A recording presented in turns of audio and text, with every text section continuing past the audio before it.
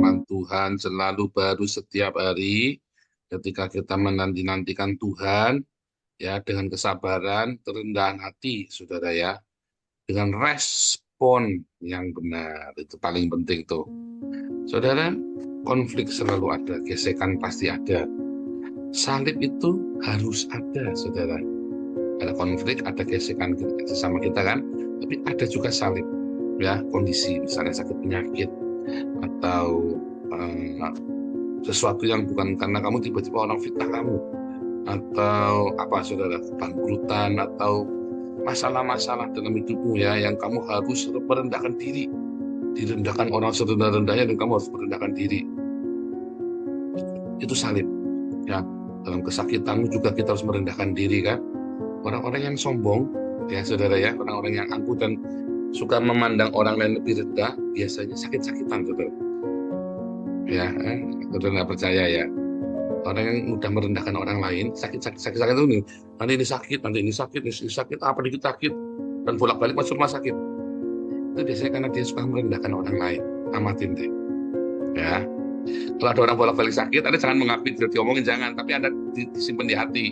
Anda lihat, biasanya orang ini nggak baik kok, belum tentu nggak baik.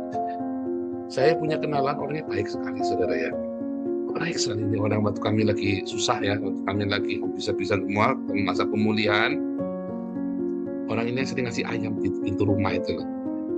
Dia sering naruh ayam di pintu rumah kami. Dia nggak ngetuk, dia cuma ngebel ding ding terus kasih apa, ayam ya, ayam goreng, terus dia pergi saudara. Nah kita baru tahu sepatu hujan, loh ayamnya hujanan ayamnya. Dia bilang, oh kamu tuh yang selama ini ngasih ayam goreng. Gitu ya saudara ya. Tapi orang ini bolak-balik masuk rumah sakit saudara. Ini orang kesekian kali yang saya amatin ya. Ini orang baik sekali, ini orang hatinya tulus sekali. Tapi dia itu kalau ada orang, kok hamba Tuhan gitu ya, kok ini ya begitu ya, kok ya gitu ya, kita boleh begitu, kok sudah Kristen kok begitu ya. Nah tapi nemen, ada orang kan cuma ngomong-ngomong ada, tapi ini nemen saudara, dia merengkel gitu ya, sewot begini. Nah itu biasanya dia terus udah sakit saudara ya. Udah sakit ya, serius saudara ya, saya nggak bohong ya. Bukan karena Anda ngutukin saya, tetapi karena Anda menghakimi saya. Itu ya. Orang yang sering mudah sekali menjatuhkan penghakiman dengan kemarahan, ya, itu gampang sakit, saudara. Nah, belum sakit itu berkali kalau sakit ini, kalau nggak gagal ginjal lah, sakit jantung lah, pasang ring lah, nanti apalagi. Dan lucunya nanti mamanya juga, nanti istrinya juga, nanti anaknya juga bisa giliran masuk rumah sakit sampai dia merendah hati, saudara. Nanti sehat semua. Anda yang sakit-sakitan, ya, mungkin kamu orang baik, mungkin kamu orang yang tulus hatinya, tapi mungkin ada keangkuhan dalam hidupmu, saudara. Kamu merasa lebih tinggi, kamu merasa lebih hebat dari orang lain. Nah, seringkali Tuhan ajari kamu dengan kesakitan. Mulai lo ini janjian. Tapi jangan menghakimi kalau ada orang begitu. Kamu pasti kamu kaku aja. Jangan. Ini saya ngasih rahasia dan bilang-bilang. Dalam hati, kamu jangan sampaikan ke orangnya. Ya, dalam hatimu saja. Mungkin itu kamu sendiri. Mungkin kamu sendiri ya. Karena dengan sendirinya capek. Karena energinya habis buat marahin orang di hatinya dia. Benar nggak? Itu kan logika yang sangat wajar. Jangan ngomongin tahayul. Logika, karena marah. Tiap hari dia marah. Bagus dia cuma marah, cuma masuk rumah sakit gagal ginjal lah, kali ya kena bulan. Kalau dia sampai kena stroke, biasanya kan merengkel terus sudah ada. Tiap hari dia merengkel. Nanti akhirnya tiba-tiba anaknya dimarahin. Padahal kan tidak salah apa, gara-gara dia jengkel sama majelis gereja, gara-gara dia jengkel sama full timer gereja, gara-gara dia jengkel sama siapa lagi tuh loh. Pokoknya orang Kristen kayak begitu. Jadi kocok. Tuh ya saudara ya. Anda pernah ketemu gitu nggak? Nanti dia sakit ini, sakit itu, migrain, nanti apa lagi? Ya, itu kan wajar. Karena energinya habis, otaknya dia terkuras habis, fokusnya dia, akhirnya dia lemes. Ya kan? Nanti akhirnya dia nggak berdaya lemah, saudara. ini moodnya jelek terus. Moodnya jelek terus, saudara, jadinya. Tapi kalau dia ucap syukur, firman Tuhan bilang apa? Hati yang gembira adalah obat hatimu gembira. Jadi saya nggak salah, ya, karena itu firman Tuhan yang ngomong, bukan omong-omong, tapi itu firman Tuhan yang ngomong, ya, bukan kata saya, itu kata firman Tuhan. Tapi semangat yang patah keringkan tulang, ya, saudara, ya. Hati gembira itu obat yang manjur, saudara. Ucap syukur, bergembiralah sama Tuhan. Pak, mepet Pak tiap hari makanya tempe tahu, Pak. Haleluya. Kamu makan tempe tahu dalam kondisi sehat daripada kamu kudu minum obat, kamu pakai Toyota Alphard, tapi kudu minum obat karena kamu tidak bisa. Itu tadi, saudara, ya. Anda nggak bisa buang air, karena apalagi Anda nggak bisa kencing, Anda nggak bisa jalan sedikit udah ngap. Lebih baik hatimu gembira dengan tahu tempe. Ya, Amsal bilang lebih baik hati sepiring nasi dengan damai sejahtera, saudara. Daripada kamu melimpah hidupmu, tapi kamu hidupnya di kursi roda senantiasa, tak berdaya. Ya, saudara. Tahu tempe itu sehat, ya.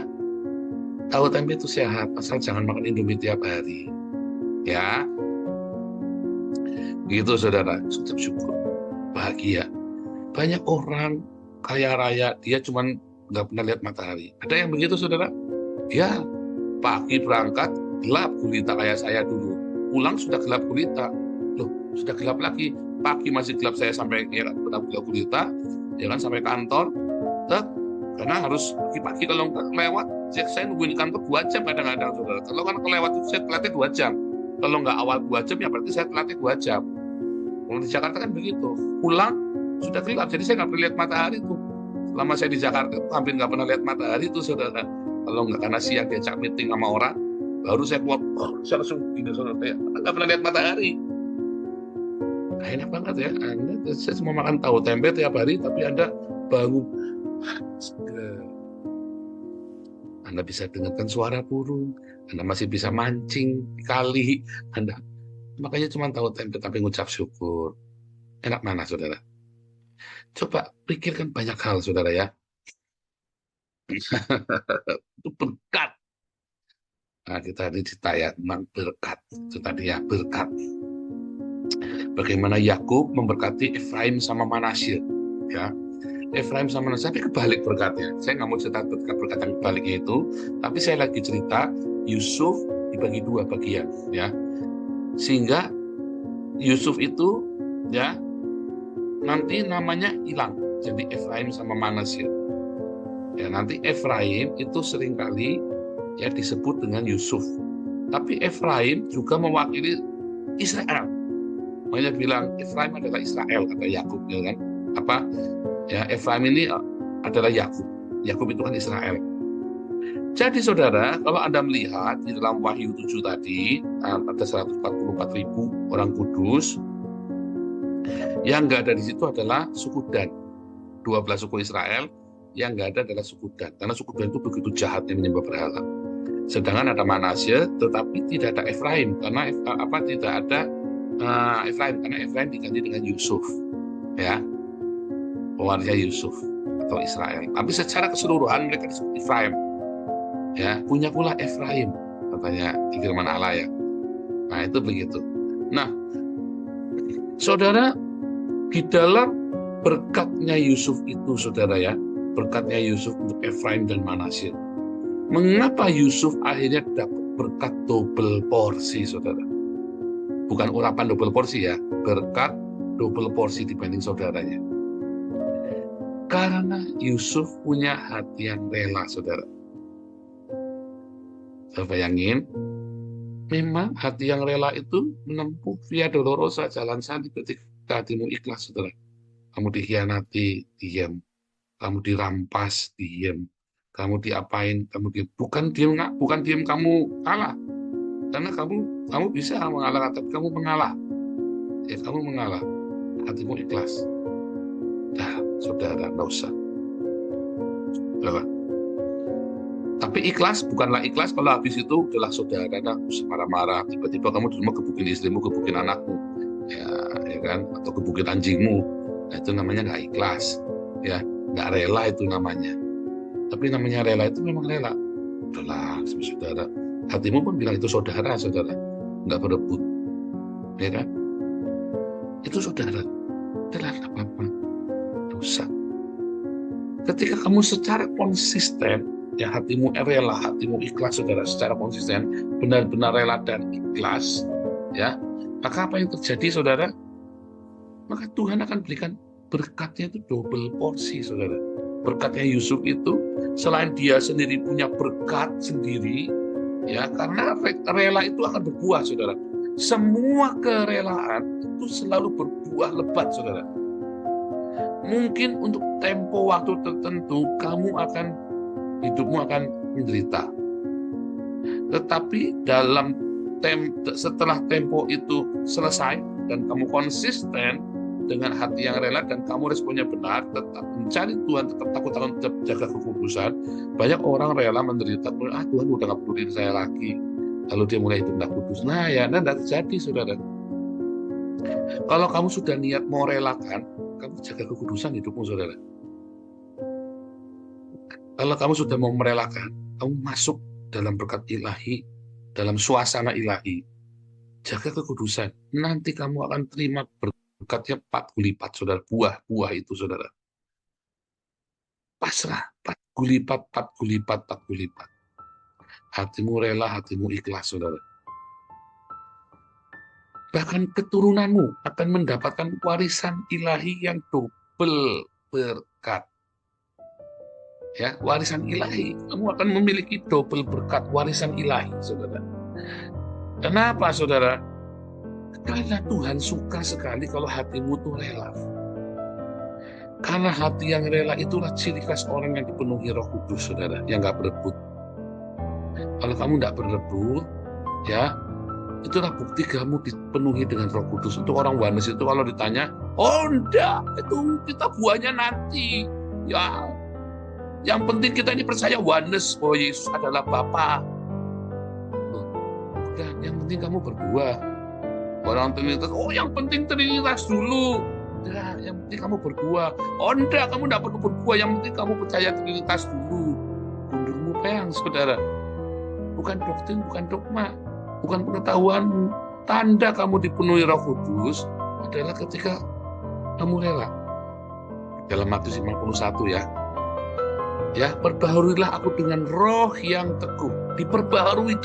Yang namanya hati kita diperbaharui itu ada di dalam Yehezkiel 36 tadi malam ya, ayat 26-28. Aku akan memperbaharui hatimu dan batinmu dengan rohku. Gitu ya. Lalu Daud berkata lengkapi. Maka hati yang diperbarui ini akan dilengkapi dengan nadib, hati yang rela. Ciri kamu lahir baru, ciri kamu sudah lahir baru, bukan kamu percaya Trinitas Oneness Unitarian. Salah, itu ciri khas kamu sport otak atau ciri khas justru kamu masuk di dalam biadaban agama. Ciri khas lahir baru ketika kamu menghadapi segala sesuatunya dengan hati yang rela, saudara. Itu ciri kamu lahir baru, saudara. Ciri awal kamu lahir baru, hatimu dilengkapi dengan roh yang rela. Ada nggak suka sekarang sama kita? Ayo, jujur. Kalau nggak jujur, nanti jangan-jangan kamu belum lahir baru dan masuk neraka. Ciri kamu hari ini lahir baru, ciri kamu sudah lahir baru detik ini. Coba amati kalau ada konflik, hatimu rela.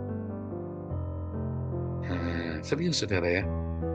Jangan-jangan kamu sok-sokan debat agama, merasa memberitakan Injil, kamu sendiri hatimu nggak rela. Begitu gesekan dikit, wah, langsung pasang banteng. Itu kan banteng celeng, saudara ya. Langsung. Iya kan, banteng nyeleng kan. Bantengnya langsung nyeleng, saudara. Langsung nyerupuk sana, nyerupuk sini. Nanduk sana, nanduk sini. Kamu belum rela. Ikhlaskan, saudara. Nanti Tuhan akan, Anda lihat semua drama-drama kita, saudara. Saya tunjukkan kepadamu yang namanya hati yang rela. Buktikan dan Tuhan kasih selalu 4 lipat berkatnya. Ya, dan selalu Tuhan kasih yang luar biasa, saudara, di dalam hidupnya, di dalam hidup orang-orang yang rela, saudara. Itu ciri khas orang lahir baru, saudara. Ciri khas orang lahir baru itu tidak berikut.